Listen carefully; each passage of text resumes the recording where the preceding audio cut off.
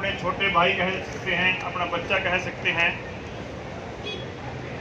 Scholars academy के संचालक director Rahul ji, इनके पिताश्री आदरणीय हरिराम जी, यहाँ पर मंच पर उपस्थित अपनी स्कॉलर एकेडमी की फैकल्टी और मंच का बहुत अच्छे से संचालन कर रहे आदरणीय नीरज कुमार जी, आपका सहयोग कर रहे आदरणीय रमेश जी, हमारे सामने बैठे समय समय पर आपका मार्गदर्शन करते रहते होंगे आदरणीय नरेंद्र जी, अपनी बहन जी, और जिनके कारण यह कार्यक्रम हो रहा है, ऐसे मेरे सामने बैठे हुए प्यारे प्यारे बच्चे और सभी पेरेंट्सगण, पत्रकार, छायाकार बंधुगण। तो सर्वप्रथम तो मैं आप सबको बधाई देता हूं, शुभकामनाएं देता हूं कि आपने जो लक्ष्य लेकर आपने शिक्षा शुरू की थी और कहीं ना कहीं सफलता प्राप्त की है। कहते हैं कि व्यक्ति को जीवन में दो चीज़ें हमेशा अच्छी लगती हैं और इसके लिए वो हमेशा जीवन भर भागता है, एक सफलता के लिए और एक प्रशंसा के लिए। जब व्यक्ति की प्रशंसा होती है, कर्म व्यक्ति करता रहता है कि मैं अच्छा बनूं, अच्छा करूं ताकि लोग मुझे चार अच्छा कहें, और दूसरी बात कि मैं जो काम कर रहा हूं उसमें मैं सफल हूं। तो आपने साल भर जो पढ़ाई की उसका परिणाम आया, उसके लिए सबसे पहले अपनी स्कॉलर एकेडमी के सभी टीम्स को बधाई देता हुआ, सभी बच्चों को बधाई देते हुए और आप सबके माता पिता को मैं कोटि कोटि वंदन करता हूं और शुभकामनाएं देता हूं। प्यारे बच्चों, जो ये प्राइज डिस्ट्रीब्यूशन है, हम सबको दिखाई दे रहा होगा सामने कि 98%, 99%, 95%, 90%, 80%, ये एक अंक हमने प्राप्त किए हैं।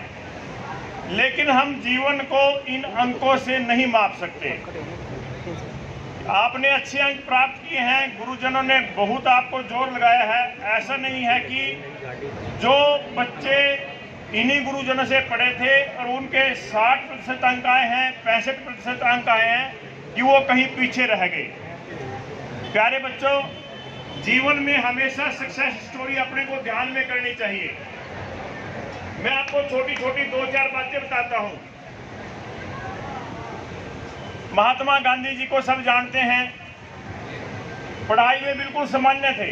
वो भी उसी कक्षा में पढ़ते थे जिस कक्षा में 90% भी आते थे, और गांधी जी के 40-45% भी आते थे। लेकिन वो दुनिया के बहुत बड़े नेता और बहुत बड़ी क्रांति लाने वाले नेता साबित हुए। दूसरा, एक फ्रांस में आपने सुना होगा नेपोलियन हुए, वो भी शिक्षा के क्षेत्र में बहुत सामान्य थे। लेकिन जब फ्रांस की क्रांति के पीछे आप किसी व्यक्ति का नाम देखोगे तो उस व्यक्ति का नाम पाएगा नेपोलियन। उन बच्चों को भी त्रासने में गुरुजनों का कोई कम हाथ नहीं होता। उनको भी उनका हो सकता है कि कैलिबर दूसरी प्रकार का हो। एक लेखक हुए, अगर आप नेट पे देखोगे तो डेल कार्नेगी, उन्होंने एक पुस्तक लिखी, चिंता छोड़ो सुख से जियो। दुनिया की सबसे ज्यादा बिकने वाली पुस्तक सिद्ध हुई, चिंता छोड़ो सुख से जियो। और वो व्यक्ति सामान्य पढ़ लिख कर 5 रुपए की मजदूरी से अपना जीवन का संचालन किया, लेकिन उसमें कैलिबर पूरा था। हर बच्चे में कैलिबर पूरा है। अपने शास्त्रों में एक श्लोक आता है प्यारे बच्चों, ए मंत्रम ए अक्षरम न अस्ति न अस्ति मूलम अनोषधम, अयोग्य पुरुषो न अस्ति योज का स्तर दुर्लभ है, कि कोई भी ऐसा शब्द नहीं है जिसको मंत्रों में ना फिट किया जा सके। हर एक शब्द से मंत्र भी बोले जा सकते हैं और बुरी बात भी बोली जा सकती है। कोई भी ऐसी वनस्पति नहीं है जिससे औषधि ना बनाई जा सके, और कोई भी ऐसा व्यक्ति नहीं है जिसकी अच्छी योजना ना की जा सके। आपके गुरुजन हैं, आपकी जो स्कॉलर एकेडमी है, ठीक है, ये एक परंपरा है कि 80-90% वाले को हम पुरस्कृत करते हैं, लेकिन जो 50-60% वाला है उसमें भी अपनी प्रकार की क्वालिटी है। और ये गुरुजन उनकी भी योजना करने में हमेशा इसी प्रकार लगे रहते हैं। एक मेरा नाम ध्यान में आ गया, के पटेल व्यक्ति गुजरात से है, सामान्य था, एक किसान था, उसने छोटा व्यापार करना शुरू किया। निरमा वॉशिंग पाउडर सबने सुना होगा। वो के पटेल गुजरात के किसान की कंपनी है और आज उसका 1500 करोड़ रुपए का पर ईयर का टर्नओवर है। मैं आपको ये एग्जांपल दे रहा हूँ, क्यों दे रहा हूँ, वो इसलिए दे रहा हूँ। एक उदाहरण और मेरे याद आ गया।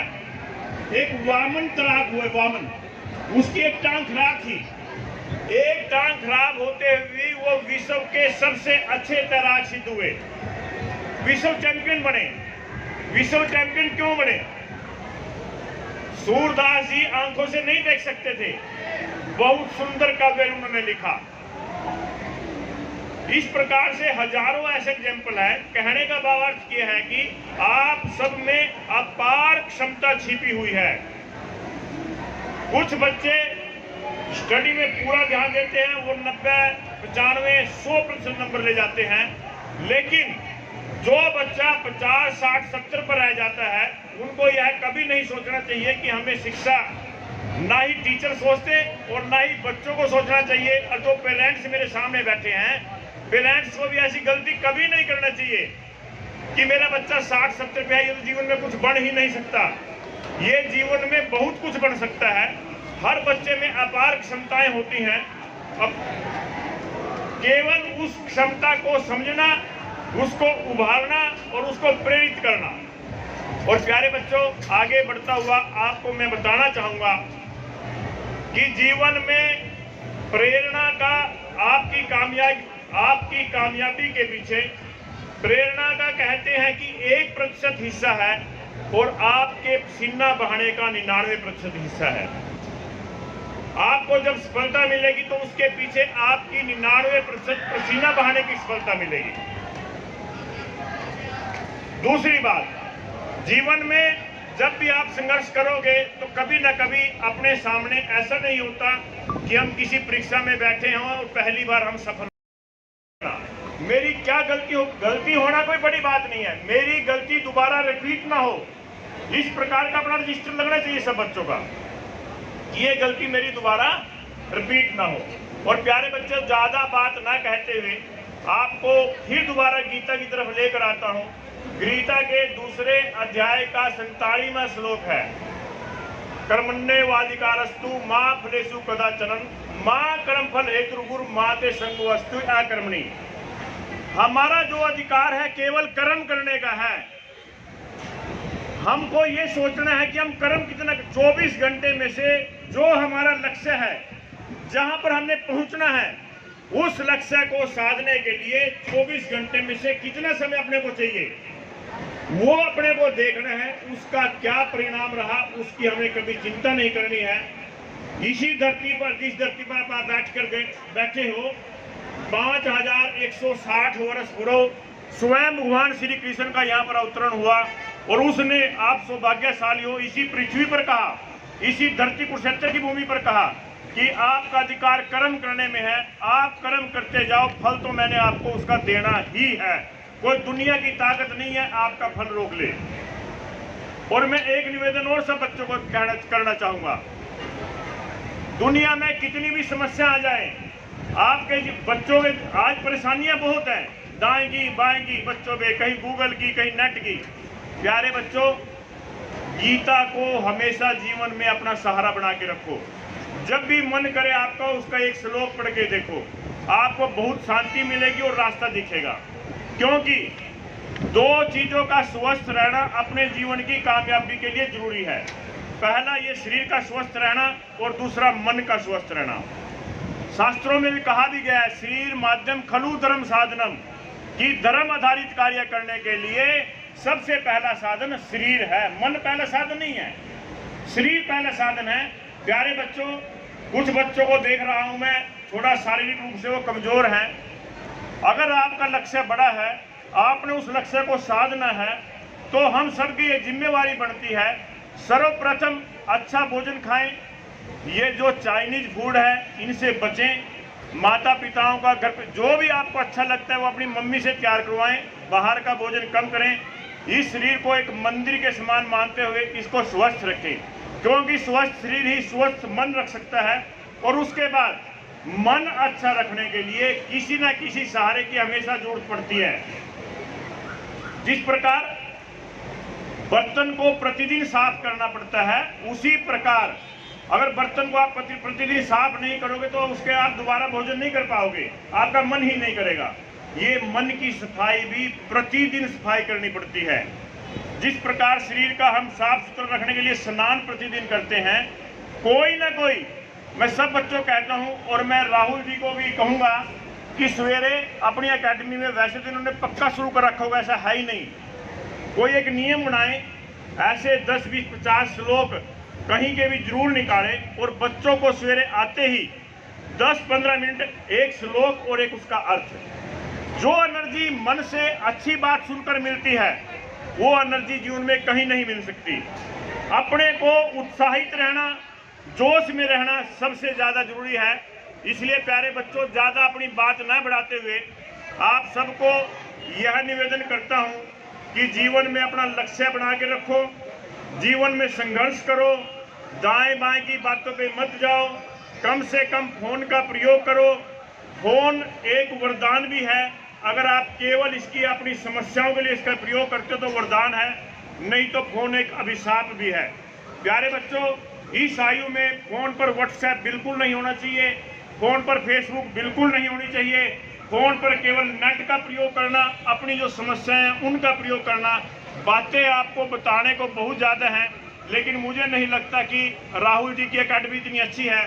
जिस बच्चे ने, बहुत कम उम्र है, आपके तो टीचर हैं, हमारे बच्चे हैं, 2-3 बच्चों से अपना कार्य शुरू किया और देख रहा हूँ आज सैकड़ों की संख्या में यहाँ पर बैठे हैं और कुछ बच्चे आ भी नहीं पाए होंगे। इन्होंने जिस प्रकार से विश्वास जमाया है, मैं परमपिता परमात्मा से प्रार्थना करता हूँ कि स्कॉलर एकेडमी अपने कुरुक्षेत्र की एक जानी मानी एकेडमी बने और अपने राहुल जी भी बच्चों को शिक्षा के अंक के साथ साथ मेरी एकेडमी का पढ़ा हुआ बच्चा एक अच्छा नागरिक बने, एक राष्ट्रभक्त नागरिक बने, एक देश भगत नागरिक बने और वो अच्छी शिक्षा प्राप्त करके, आज जो सबसे बड़ी समस्या है, हमारा बच्चा भारत के IIT में पढ़ता है, हमारा बच्चा गवर्नमेंट मेडिकल कॉलेज में पढ़ता है, लेकिन सेवाएं जाके विदेश में देता है। ये सबसे बड़े दुख की बात है। प्यारे बच्चों, ये हमारी माँ है। हम जब भी कोई बात शुरू करते हैं तो धरती माता की जय बोलते हैं, भारत माता की जय बोलते हैं। उस माँ की जय इसलिए बोलते हैं कि इस धरती माता ने हमारे को अन्न दिया, इस देश ने हमारे को हवा दी, अच्छा जीवन दिया, अच्छे संस्कार दिए। लेकिन जब हम हमारा पालन पोषण बन के होकर हम तैयार हो जाते हैं तो हमारा दायित्व बनता है इस धरती माँ के लिए भी करें और अपने बुजुर्ग माता पिता को छोड़कर विदेश जाने का कम से कम प्रयास करें। अपना देश इतनी संपदाओं से भरा हुआ है, दुनिया में भारत जैसा कोई देश नहीं है। हो सकता है आज बच्चों का आदर्श देश अमेरिका हो। मैं बात समाप्त करने से पहले आपको केवल एक देश की आंतरिक बात बताते हुए अपनी बात समाप्त करूंगा। अमेरिका प्यारे बच्चों वो देश है जिस देश के 60% लोग रात को नशा करके सोते हैं। आप नेट पे चेक करो। जिस देश के पहले 4 वर्षों में 51% तलाक हो जाते हैं और अगले 10 वर्षों में 78% लोग री मैरिज कर देते हैं। हमारी बेटियां बहुत कम आयु में मातृत्व को प्राप्त कर लेती हैं। क्राइम रेट बहुत ज्यादा है। ठीक है, आर्थिक रूप से एक आर्थिक शक्ति हो सकता है, लेकिन प्यारे बच्चों ये बात मत भूलो, भारत विश्व गुरु रहा है। भारत ने दुनिया में कभी किसी देश पर आक्रमण नहीं किया। भारत का विचार, भारत का आहार, भारत का व्यवहार सर्वश्रेष्ठ दुनिया में रहा है और दुनिया ने इस बात को माना भी है।